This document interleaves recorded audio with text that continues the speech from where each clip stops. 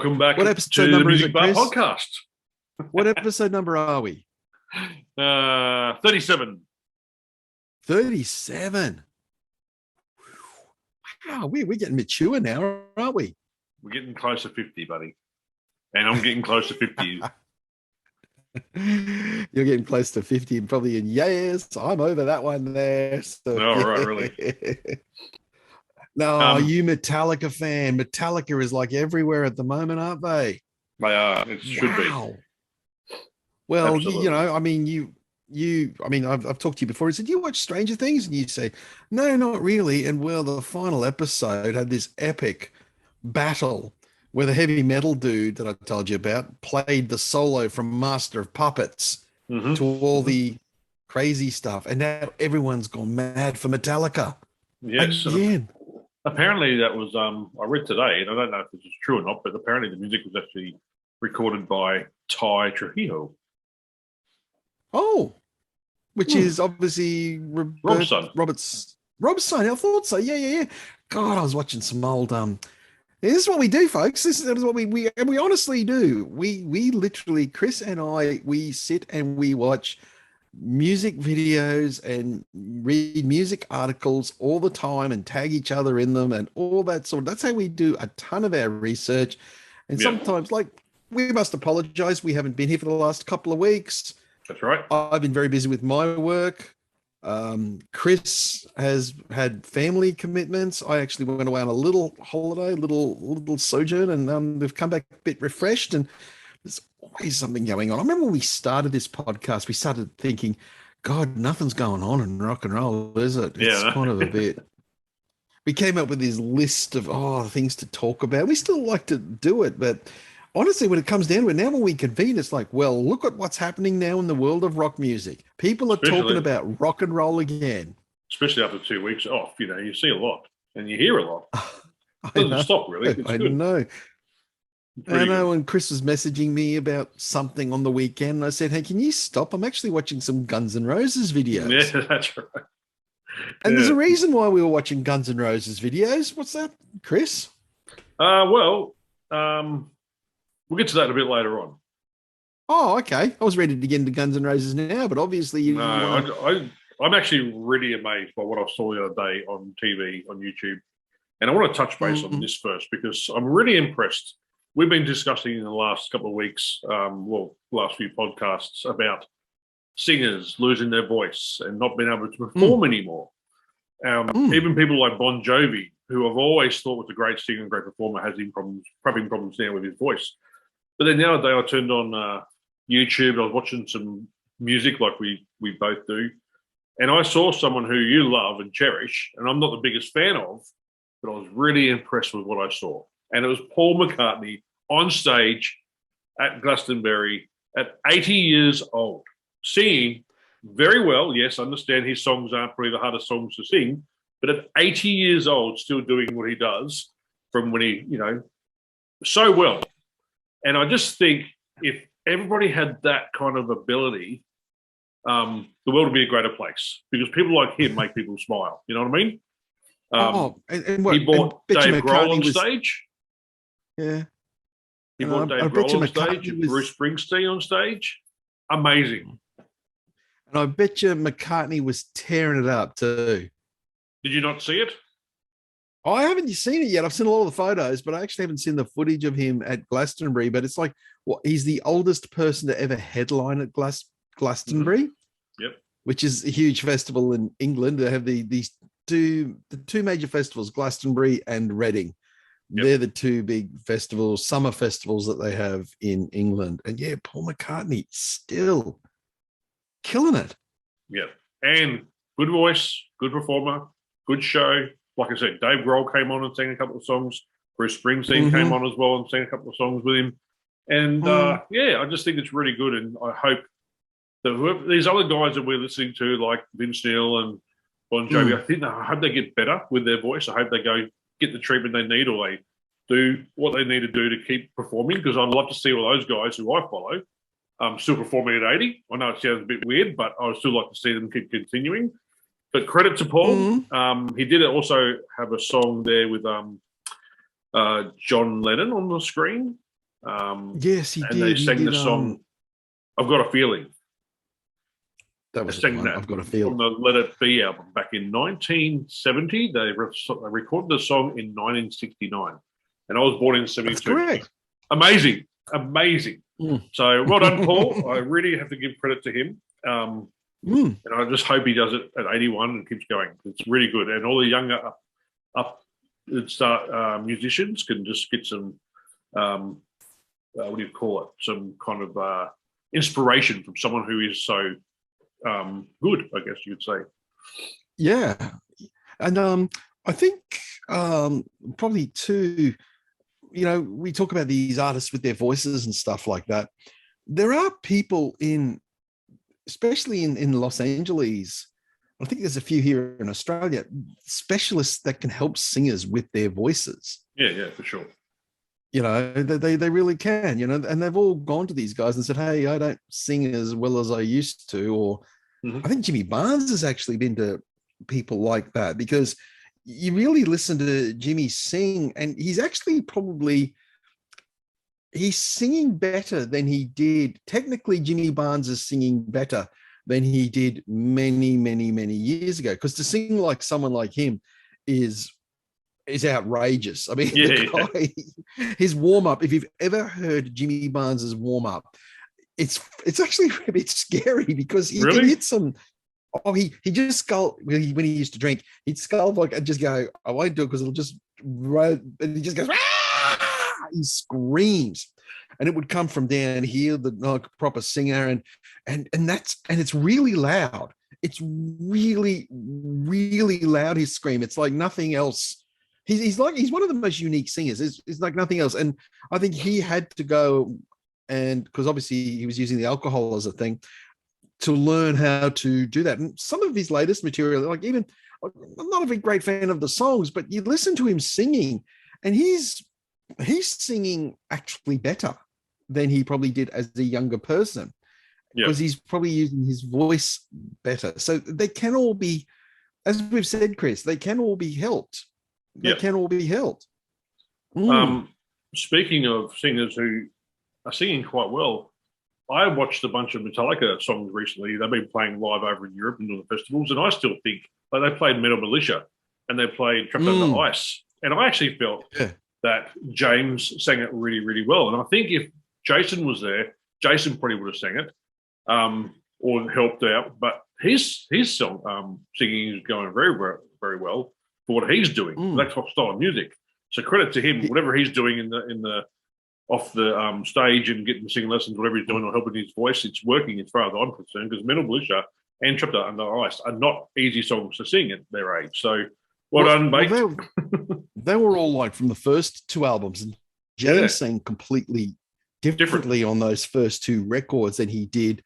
Like the key is all different and everything like that. And so I'm like, he's always sung well in my books, and no one else can sing like him. It's hard to sing like James Hetfield. It really is. And that's the thing, with singers. It's a skill. It's such a skill. I know people in bands just go, "Oh, singers, they just carry a microphone," or the old joke. How do you know when a singer's at your door? He can't find the key and he doesn't know when to come in. I mean, that's funny. I've never heard that before. You have not. Okay. No. And I was a singer. It's such an instrument, the voice, and it's the thing that guitarists can still keep playing, but the voice is something that does change over time. And even to hear James Hetfield sing is something. He's got something there. He started off, it's kind of this high pitched but back in the throat, weird kind of, and then he brought it down a couple of steps. Actually, it wasn't just a half step. He brought it down a couple of steps, and gave it a bit more of a growl. And it's one of the more unique voices, and the fact that he can maintain it is something else. Yeah, for sure. And he also started getting singing lessons during the Black Album tour. So before that, he never did anything. He just went and got someone to help him later. It was in that docu. The one thing I always remember from that doco was year and a half in the life of Metallica was the fact that he got, because they were going on that massive tour, he actually got singing lessons 5 albums into the career. Yeah.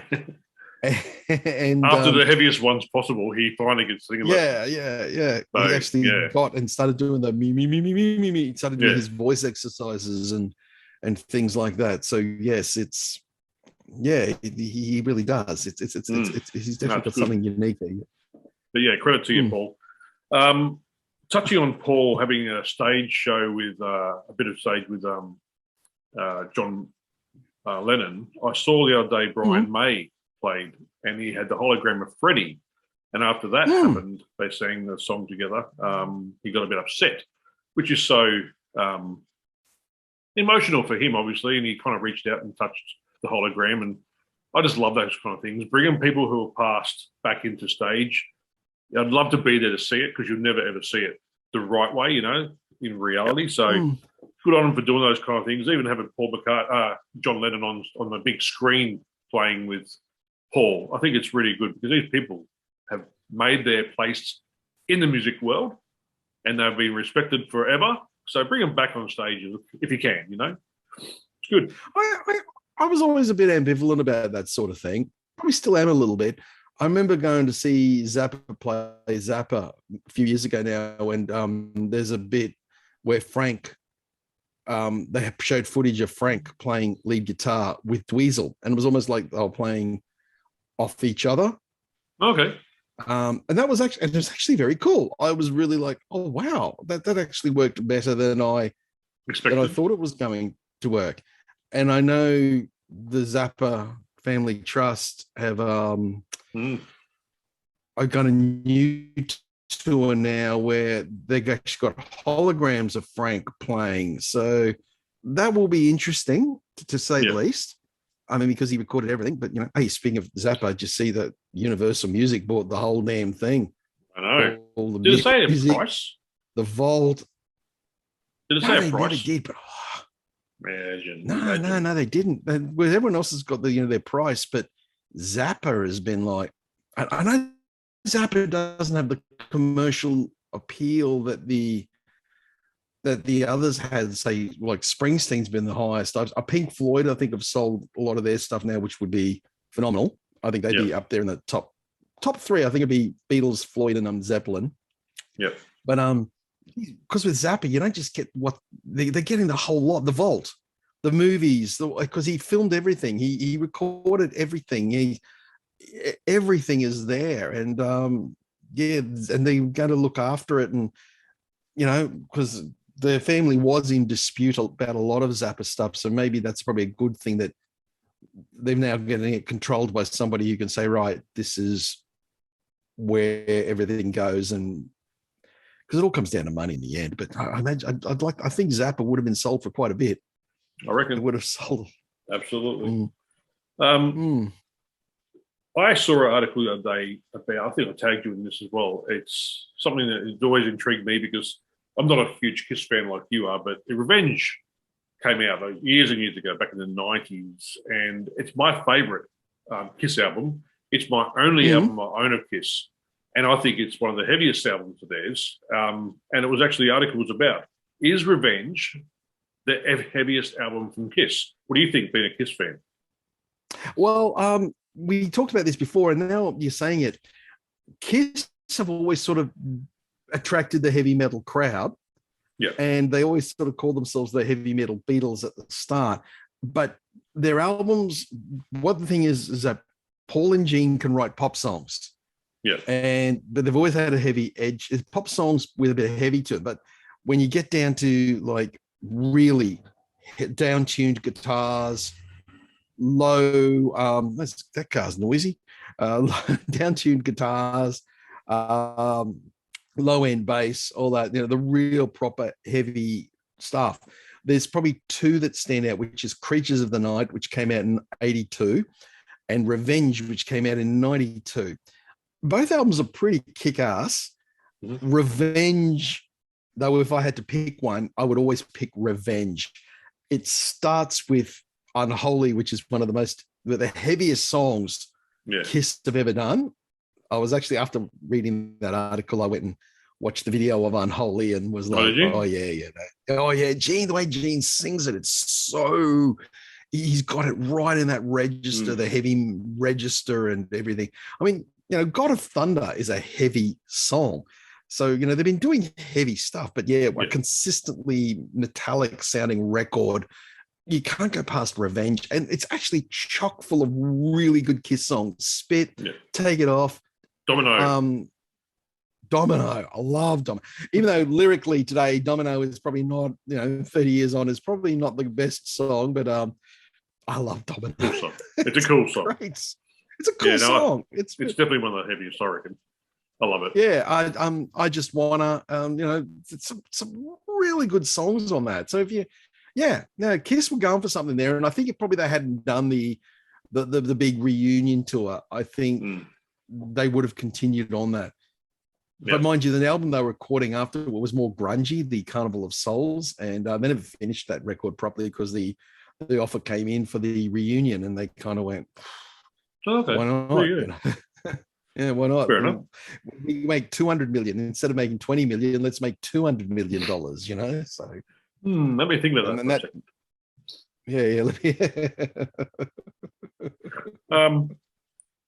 Speaking of singers before, I should have mentioned this earlier, but you did mention when we first started about Guns N' Roses. What did you want to say about Guns N' Roses?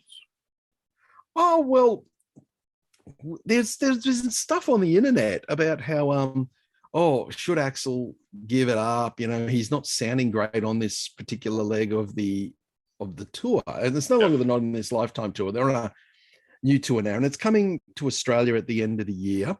And I'm always interested to hear it. And the one I caught was Justin Hawkins' video where he sang with Carrie Underwood. Carrie Underwood's band starts playing Sweet Child of Mine. One of the good things about watching Justin Hawkins Rides Again is Hawkins has got a great ear for music, and he goes, and I think it's in this, and he can pick the key. He can really just hear a few strums and go, oh yeah, I got this song.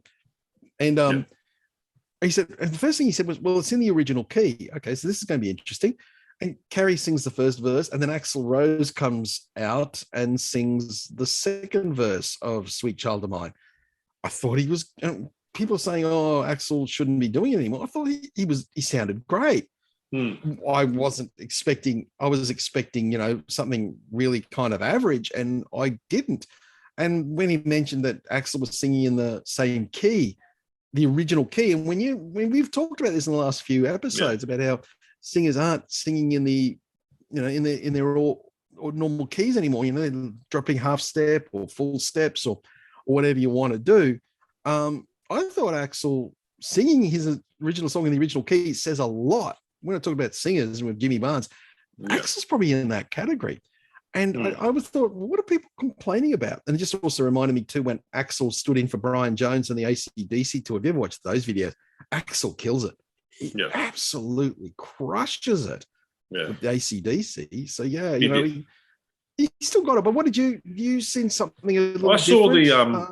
I saw the footage of them singing "Welcome to the Jungle" in Norway. They played, and the comments. That's what linked me to the whole story. Was the comments were like, "You should stop. We're wasting our money," all this kind of stuff. So I went and watched it on YouTube and checked it out. And I honestly, apart from the fact that obviously the person who filmed it is standing probably 20 rows back, you hear lots of people screaming over the camera microphone, so you don't get the best sound. But from what I could hear of Axl, I think he did a pretty good job. It wasn't as bad as I thought it was going to be. And I know the way I see it is, and think about it is, if I was in the crowd, would I walk away going, I want my money back? Or would I say, that wasn't that bad, I'm actually happy I saw it? And I honestly feel like if I was in the crowd watching that, I would have been satisfied with what I saw and heard. So I did go to watch a couple of other ones. They sang Civil War as well, and that's a pretty tough song to sing. When Axl sings the actual voice that everyone knows, he sings pretty well what it used to be, but there's other parts a bit quieter, a bit spoken. And in Civil War, there's a bit of that. And I still think that whole song was done very well for what, with time gone by. I still think he can perform, he can sing, he's doing quite a good job doing the original songs that they wrote years ago. So I'm a bit surprised by the feedback from everybody else. And And don't worry, if I didn't think it was good, I'd tell you. But I thought it was actually pretty good. So yeah, bit surprised by that.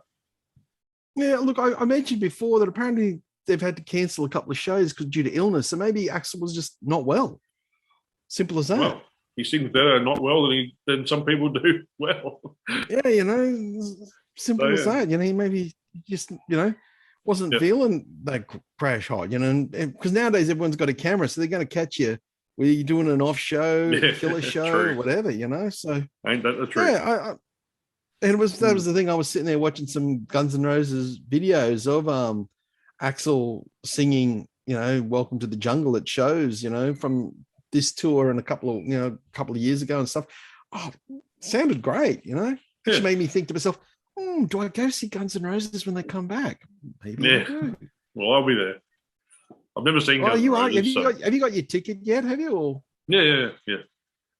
You have your ticket for that. It was supposed to be last year, wasn't it? Yep. Yeah. They're pretty stuck in the box somewhere. It was supposed to be last year, though, wasn't it? Yes. Yeah. That's right. They put it this year. Now and again. well, look. One thing I wanted to sort of bring up was Guns N' Roses, of course, are doing a stadium tour, and I have just seen announced that the Red Hot Chili Peppers have announced a stadium tour of Australia. Now, this is the first. Now, the Chili Peppers have toured Australia many times. We are one of their biggest audiences outside of America. Well, actually, they're a big band all across the world, but they've actually announced the first stadium tour they've done of Australia, and the support act is Post Malone, who will generate his own crowd anyway. My kids are like, I want to see Post Malone. I don't really want to see the Chili Peppers. I want to see Post Malone. And so, that's a big draw. But it made me look at, geez, acts are confident now that they can do stadium tours. It's like Harry Styles is doing a tour of Australia and it's stadiums. When Queen and Adam Lambert came back last time, it was all stadiums, like Guns N' Roses. They're not even sort of banking on like an entertainment center type venue. Like Billie Eilish, who is massive. She's doing 3 shows at the Brisbane Entertainment Center. Billie Eilish, if you're doing 3 shows there, you can do a stadium. You can do a stadium tour. You know what I mean? Obviously, the Def Leppard, Motley Crue thing, if it comes to Australia, which I think it will. I still really think it will go. And of course, I'm going to go see it like you are, Chris. Of course, we're going to go and see that. Of course. But it will be a stadium tour because that's what it's sold as. And that's how they've staged it as such. Yeah. And there was another one. I was thinking, of course, Justin Bieber's doing a stadium tour. It's like, gee, you got to be confident. That's right. Green Day, the Hella Mega Tour. Oh, yeah. When it was supposed to come here pre-COVID with, was it Fall Out Boy and Weezer? They were the 3 bands. That was a stadium show. These guys are confident about selling stadium shows. Yeah. And that's it's pretty incredible, really. When you think about it, it just shows you it's a confidence there. I mean, the promoter's got to obviously go, we can do it. Do you reckon we can sell it out? I reckon it's a risk any chance you take putting anyone in a stadium. But because in the past, people have booked stadiums and then gone, we haven't sold enough tickets. Let's move them to a smaller venue or something like that. But now it's like, no, we are putting them in the stadium and we're going to keep them there and we're just going to sell the tickets. I'm surprised by Green Day. I would be surprised if they sold out a stadium. I could see them doing maybe a night or 2 at a stadium somewhere else, like Entertainment Centre. But I don't think I'll be surprised. Like Guns N' Roses, for me, I can see them doing a stadium tour. Even with I just don't see Green Day doing it. Chili Peppers, I don't know. That's the thing. They've never done it before in Australia. They've never done the whole stadium thing. It's always been the arenas, the entertainment centers. So to come out with a stadium, I know, as I said, Post Malone is probably one of the biggest artists in the world at the moment. That's a sell as well. But I was really surprised by. I mean, they'll probably sell tickets because it's a summer tour, and the Chili Peppers are a big band in this country. So and I was looking the other day. They're not my favorite band, but I don't want to go into that. But it's like they've been going for 40 years. Mm. They started in the early 80s, the Chili Peppers. I know. They've been around. They're going to be doing 40th anniversary shows or something. It's like, Yeah, it's crazy, isn't it? I don't even think the Chili Peppers thought they would have lasted 40 years. Well, look at Paul McCartney with the Let It Be album. That was done in 1969, recorded, released in 70. It's older than I am. So just, 50 years, 52 years. So did they have any albums before that? How long before that they were going for? It's just, they're still sticking around. 63, the first album came out. 62, 63. So, that's incredible. Yeah. Incredible. Yeah. It's such a legacy. And rock and roll is such a legacy. And it's clearly with the artists selling their catalogs the way they are, they're obviously wanting the legacy to continue. I just would like more new stuff, I'd like to have some more new bands really sort of take the mantle and be the next big thing. But if it's not going to happen in that way, then so be it. Yeah. So be it. Yeah. It's not getting much new blood. Let's put it that way. There's a lot of great new bands out, but to get the new blood you're looking at the ones that are releasing albums or singles that are making people go, and they're going to the top of the charts. You're not getting a pop song, without being disparaging, a Billie Eilish song, without being disparaging to Billie, as the number one act, because the songs are everywhere, and everything like that. So yeah. Let's touch on new songs. New songs. There's 2 new songs that have been out that we've discussed in the past week or so. The first one is Ozzy Patient number 9, Ozzy Osbourne.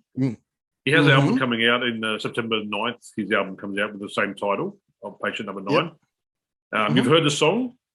Yes, I actually love the song. I think it's a really good song. You did say to me it's very auto-tuned. Oh, is it what? It's a good Ozzy Osbourne song, and it was very much in the style of No More Tears, which you've done a get on it about, and quite frankly, it's not just a great Ozzy Osbourne song, it's a great heavy metal song, No More Tears. Yeah, for sure. And Patient number 9 is very much in that similar vein. Jeff Beck surprisingly does a guitar solo. I say surprisingly because Jeff Beck has never really associated himself with a metal act for his guitar playing. And Jeff's not a young bloke either. He's been pushing, he'd be in his 70s. Yeah. And it's pretty killer. His playing on that song is pretty killer. But Ozzy's voice is so auto-tuned, isn't it, Chris? Well, like I said to you, I think it's a little bit like Weekend at Bernie's. Yeah. Sharon will be there and say, Ozzy, sit there and just mime, and so he does, and they just do everything around him, So, yeah, it's pretty funny. I reckon that's exactly the case. It's like, Ozzy, you sit there and you just sing into the mic. Oh, I can't sing anymore, Sharon. Don't worry about that. You just sing into that mic.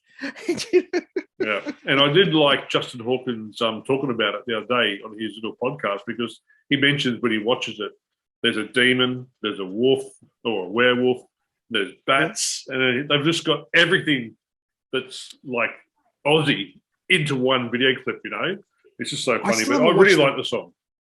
I haven't watched the video yet, but I will have to, because I know it's got all this. And it's a long song. It's about 7 minutes long. And so that's why I thought I had that real No More. Hey? Do you know who wrote it? No, who wrote what? So obviously Ozzy wrote some of it. The writing credits are Chad Smith. Yes. I saw Robert this. Trujillo from Metallica. Yep. Andrew Watt, who's done his last album as well, I think Ozzy's last album, The Ordinary Man, or what it's called. Yep. But he's got a writing partner called Ali Timposi.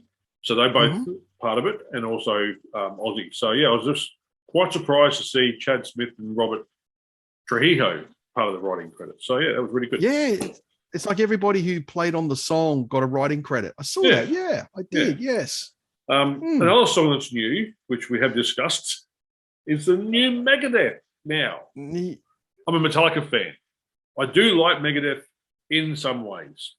I was looking forward to this new album and this new song, and it's the 16th studio album coming out, and it's going to be called 16. The Stick, the Dying, and the Dead. The song's called We'll Be Back. What's your first opinion on it when you saw it? Well, I mean, I'm not a big Megadeth fan. I appreciate them and I respect them, being part of the big four. Yeah, you were really like, have you seen Megadeth? You kept sort of saying, have you seen it? Have you heard it? Have you seen it? Have you heard it? So I hooked onto the video clip the other day and I thought, oh, I'm going to give this a check. Oh, it gave me a headache. I've never had a video give me a headache like that did. They did say it's got strobing effects in it, and I'm only pretty good with that sort of thing. But and the song itself isn't much chop at all. I think I didn't like the way Dave was singing it. I didn't like the structure of it or anything, but just the video was just annoyed me and gave me a monstrous headache. And I actually had to switch it off. And I think that's when I texted you immediately and went, oh, that headache. It gave me a headache. So yeah, I'm not a fan. I'll just say straight up, not a fan, dude. It's like, music. I can handle some pretty extreme music. I am pretty good with my extreme stuff. But that one, I don't know if that's the effect Dave was going for, but nah. Well, I did. Away. I wrote some notes on it for me, just to remember when I was going to talk about it. So it's very fast. Yes, it's fast. It has some really great solos, which it does. It's two great guitar players. Perfect. Yeah. But I felt the whole song. Oh, for sure. Absolutely. For sure.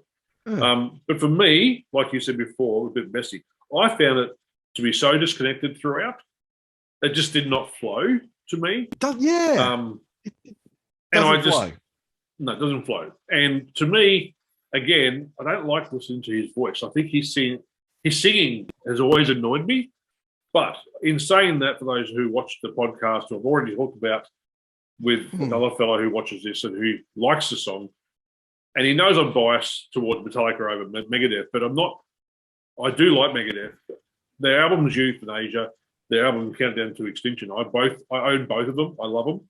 So it's not about not liking Megadeth. If it's a good song, it's a good song. I've always said it. This is not a good song.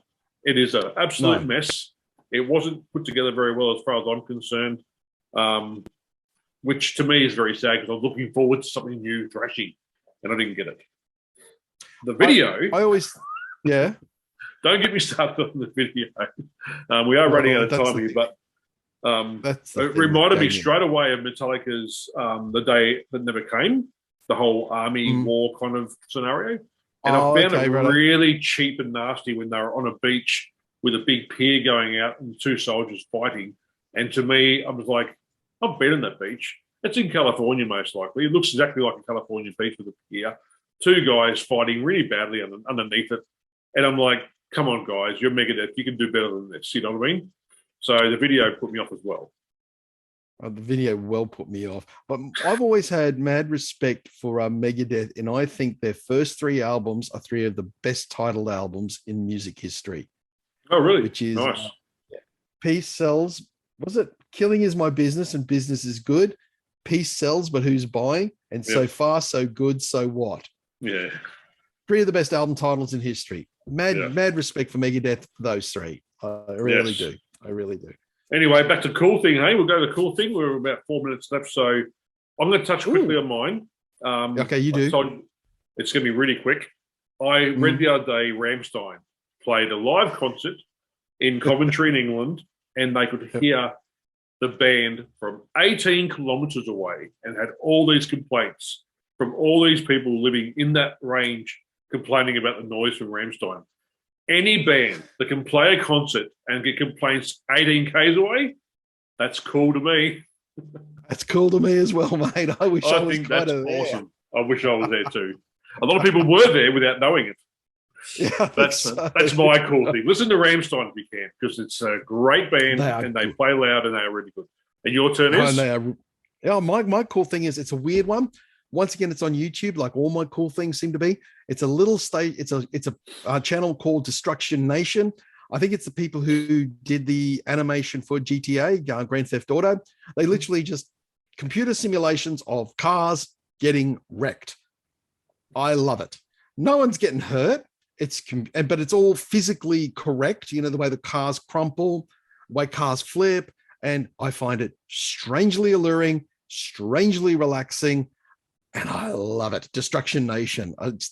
Some people think I'm weird. Look, if you get PTSD from a car accident or something, I suggest don't do it. But I've been in a couple of car accidents myself too, and I don't have the PTSD. So, but I mean, yeah, don't watch it. But if you have no interest in that sort of thing, yeah, check it out. It's good fun. I'll get my son to look at it with me because he loves cars and he loves smash up derbies and stuff. So his favorite channel on YouTube is King of the Mountain. So Hot Wheels racing, it's so funny. Oh, yeah. He loves it. I like marble racing too. I'm crazy about marble. Yeah, he started watching that too, actually. Marbles race. Anyway, I know. What marbles actually race. I know, it's funny. And the effort that these people go to make these tracks is good on you. You know what I mean? Good amazing. Yeah. But yeah. Got to have a hobby, don't you? You do have to have a hobby, even if it's marble racing. like doing podcasts. Exactly right. Yeah. Anyway, that's going to be the show for now. But I do want to say quickly before we go, yes, we did touch on it before when we first started. We have been away.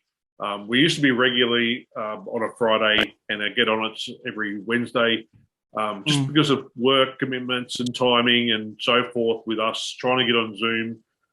It's not always easy. You have kids. I've got a kid. Our work schedules don't mix like they used to. So we try our best. You might not get one every Friday, but you'll get on it every week. If it's a Wednesday or a Thursday, let's hope it's a Wednesday or a Thursday. But if not, it's because of commitments. We're not disappearing. We're going to keep coming back and annoying you all, but it's basically that's the reason why. Stick around. You'll see it on Instagram, our announcement when it's going to be live, and we'll keep bringing you updates of our show and new podcasts. But thanks for watching. Thanks for listening. Comment below anything you want us to listen to. We'll listen to. We're very open-minded, and we love doing this just for our own sake. To be honest, we love music, so yeah. Yeah, and look, honestly, as I said, as you touched on before, we understand that when we do come back to you, we've got stuff to talk about. There is stuff going on. Exactly right. There is always. Anyway, thank you very much for listening to the Music Bar Podcast, the Music Bar Podcast, episode 37. You forgot it already, haven't you? What's that? You forgot the title. You said something. Who knows? Anyway, talk to you soon, everyone. Thank you very much. Bye now. See ya. Bye.